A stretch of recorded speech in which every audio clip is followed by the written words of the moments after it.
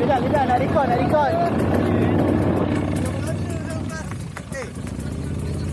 Boleh? Ha? Kau nak ikut dia, Rin? So second round ni yang kita dah vote, yang first Matel jumpa Udin, 110 jumpa 96. 110 jumpa nanti sikit. Yes. 110 jumpa nanti sikit kau. 110. Jumpa dia biru lah. Next Syam jumpa Kamal. Oh iya, mau laju betul. Jangan biar. Aduh. Bega kena jumpa bega. Aduh. Dah tentu ni aku jumpa Beja lah, apa lagi? Yalah.